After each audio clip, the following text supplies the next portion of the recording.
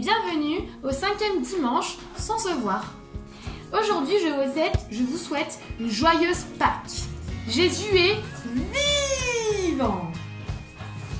Pour aujourd'hui, vous allez avoir besoin d'une balle,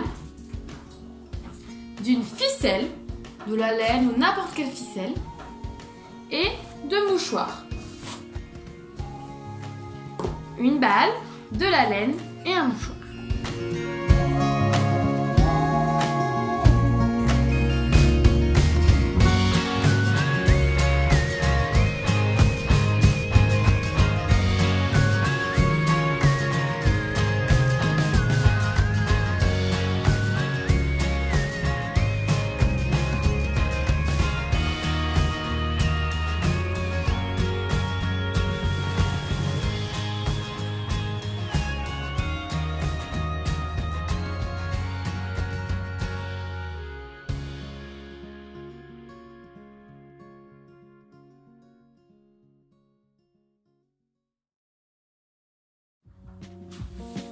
C'est bon, vous avez tout? Aujourd'hui, je vais rajouter une danse. À chaque fois que je dis vivant, on dira vivant. On essaye? À Pâques, nous fêtons que Jésus est vivant. Encore? Jésus est vivant. Vous êtes prêts?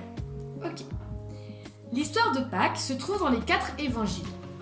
Elle fait suite à l'histoire de la semaine dernière des rameaux, quand Jésus rentre à Jérusalem sur un ânon. Cette histoire est racontée, par exemple, dans l'évangile de Luc, au chapitre 22 à 24. Il y aura beaucoup plus de détails. Vous pouvez demander à papa ou à maman de vous raconter l'histoire, de lire l'histoire avec eux dans la Bible pour avoir tous les détails. Mais à Pâques, nous fêtons que Jésus est vivant. À vous, Jésus est vivant. Cette histoire se passe en Israël, en l'an 33 après Jésus-Christ, après la naissance de Jésus, et Jésus, en question, a environ 33 ans. Quand il est arrivé à Jérusalem, il y a une semaine, lors des rameaux, il y a beaucoup de gens qui le chantaient, qui le louaient, qui disaient « Hosanna, Dieu sauve, le Sauveur est là !» Mais vous vous souvenez, j'ai dit la semaine dernière, il y avait aussi des gens qui se disaient « Mais c'est qui celui-là ?» Et il y a des gens qui n'aimaient pas Jésus. Il y a des gens qui étaient jaloux de Jésus. En fait, à l'époque de Jésus, il y avait des gens qu'on appelle les pharisiens. C'était les responsables de la religion à l'époque, les prêtres, les responsables de la religion. Et ils avaient un certain pouvoir, parce que c'est eux qui disaient « ça c'est bien, ça c'est pas bien, faites ça, mangez ça », etc. Ils avaient un pouvoir de dire aux gens quoi faire, quoi ne pas faire. Et là, Jésus, il arrive sur leur terre, il arrive en Israël, et il révolutionne la manière de rentrer en lien avec Dieu. Il révolutionne la manière de vivre sa foi. Alors, les chefs de la religion ne sont pas contents du tout, à tel point qu'ils veulent faire mourir Jésus. Alors, ils cherchent plein de manières de le faire mourir, et à un moment donné, ils vont y arriver. Donc, c'est vendredi, donc aujourd'hui on est dimanche, donc 3 jours avant, le vendredi, les pharisiens, les chefs de la religion, arrêtent Jésus et l'emmènent devant le conseil supérieur de la religion. C'est un peu, ils emmènent devant leur chef. Jésus est devant le conseil supérieur de la religion, un peu comme un premier tribunal. Et le responsable au conseil supérieur demande à Jésus « Est-ce que tu dis que tu es le Fils de Dieu ?» Et Jésus répond « Oui, tu le dis. » Alors là, Jésus nous dit qu'il est Fils de Dieu. Jésus est Dieu. C'est pour ça que j'ai proposé de prendre un fil qui nous dit qu'il y a un lien de filiation entre Dieu et Jésus. Ils sont de la même famille. Dieu et Jésus sont de la même famille. Jésus est fils de Dieu. Jésus est Dieu. Alors, vous vous souvenez?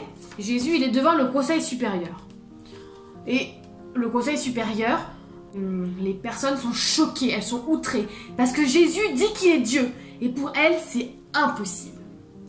Alors, elles emmènent Jésus devant le responsable politique. Parce que c'est le responsable politique qui peut punir les gens. C'est pas le conseil supérieur, il n'a pas de pouvoir au niveau de la politique. Alors, le conseil supérieur emmène Jésus à Pilate. Pilate, c'est le gouverneur de la région. C'est comme le président chez nous de la région Auvergne-Rhône-Alpes, Laurent Wauquiez.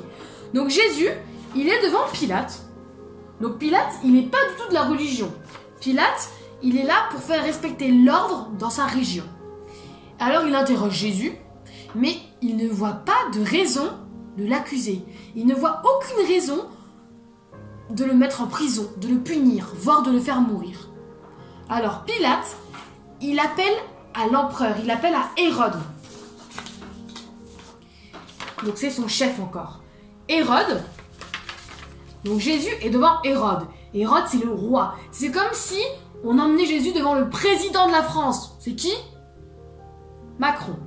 Donc on emmène Jésus devant Hérode. Et Hérode, c'est pareil. Il interroge Jésus, il lui demande un peu qu'est-ce qu'il a fait, etc. Mais il ne trouve pas de réelles accusations. Il ne trouve pas des choses que Jésus a faites qui méritent qu'il soit puni. Jésus n'a rien fait qui mérite d'aller en prison, qui mérite d'être puni, qui mérite la mort. Finalement, c'est normal que Hérode et Pilate ne trouvent rien de mal à Jésus, puisque Jésus, comme on l'a dit, est Dieu. Jésus est de la même famille que Dieu, Jésus est Dieu, donc Jésus est parfait. Donc il n'y a aucune raison qu'on trouve quelque chose à lui reprocher.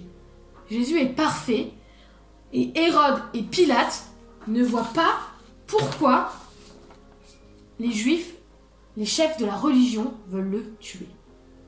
Alors Hérode dit à Pilate, écoute, moi, je vois pas de raison, je te le renvoie. Donc maintenant, c'est à Pilate de gérer cette affaire. Pilate veut relâcher Jésus. Pilate dit au peuple, mais il n'a rien fait, laissez-le, il n'a rien fait, il est innocent, il n'a rien fait, il ne mérite pas la mort. Mais les chefs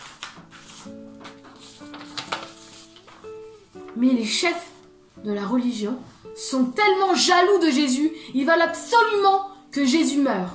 Alors ils disent, cloue-le sur une croix, cloue-le sur une croix, cloue-le sur une croix. Pas content, pas content. Les chefs de la religion veulent absolument que Jésus meure, alors ils crient comme ça et toute la foule se met à crier, cloue-le sur une croix.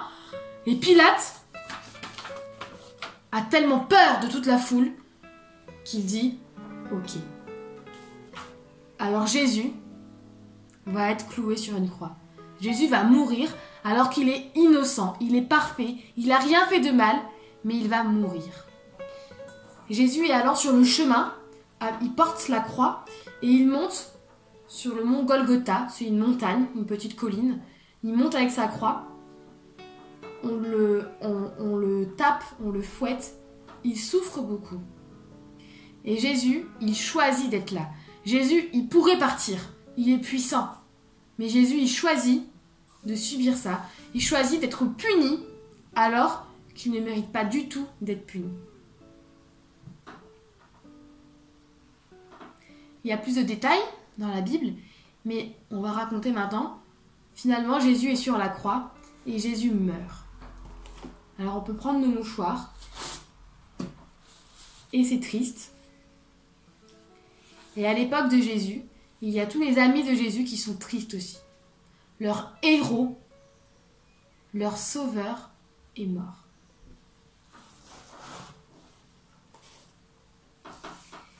Ça, c'est le vendredi. Mais le dimanche matin, une bonne nouvelle arrive. Des femmes, qui sont des amies de Jésus, elles vont au tombeau, là où Jésus est enterré. Elles vont apporter des huiles parfumées. C'est comme si maintenant on allait au cimetière mettre un petit peu des fleurs sur une tombe. Et bien là, des femmes, elles vont apporter du parfum pour le tombeau. Et qu'est-ce qui se passe? Le tombeau est vide. Pourquoi le tombeau est vide? Parce que Jésus est vivant. Jésus est vivant. Il est ressuscité. Ressuscité, ça veut dire qu'il est revenu à la vie. Il était mort et il est vivant. Il est revenu à la vie. Il n'est pas resté mort. Il n'est pas resté mort parce qu'il est Dieu. Parce qu'il est puissant. Il est plus fort que la mort. Voilà un petit peu l'histoire de Pâques.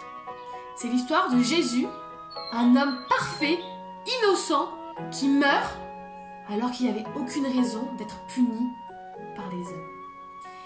Et Pâques, c'est l'histoire de ce Jésus qui est mort, mais qui est revenu à la vie, qui est vivant. Maintenant, je vous propose de voir qu'est-ce que nous enseigne cette histoire. Déjà, essayez de la résumer. Vous mettre pause et essayez de résumer l'histoire entre vous.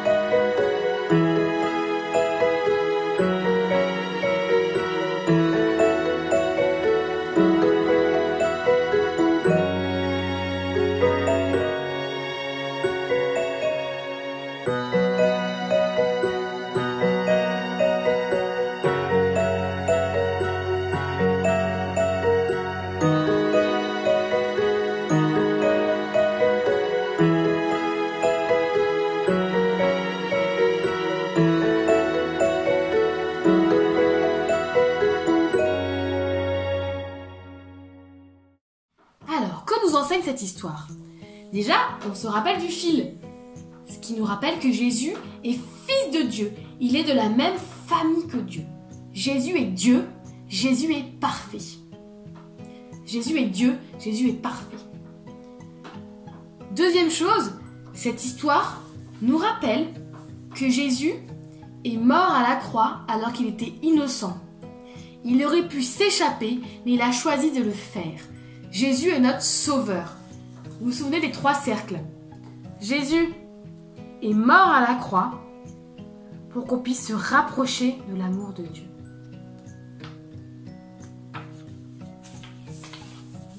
Au lieu que nous soyons punis, c'est Jésus qui est puni à notre place. Et la balle qui nous rappelle que Jésus est vivant. Jésus est vivant. C'est-à-dire qu'il est plus fort que la mort, qu'il est encore là aujourd'hui. Il est vivant, il est là aujourd'hui. On peut lui parler. Il veut être notre ami. Alors, pourquoi Jésus révolutionne la manière de vivre la foi? C'est pas parce qu'on est gentil, c'est pas parce qu'on fait des bonnes choses qu'on peut être proche de Dieu. On est proche de Dieu, on est ami de Dieu, parce que Jésus fait le pont. Jésus nous permet de nous parler à Dieu. Jésus a été puni à notre place et alors on peut parler à Dieu. Et comme on veut remercier Dieu, on veut remercier Jésus pour ce qu'il a fait, alors on a envie de faire des bonnes choses. Alors, aujourd'hui on a vu que Jésus est vivant et qu'on peut lui parler, qui va être notre ami. À bientôt!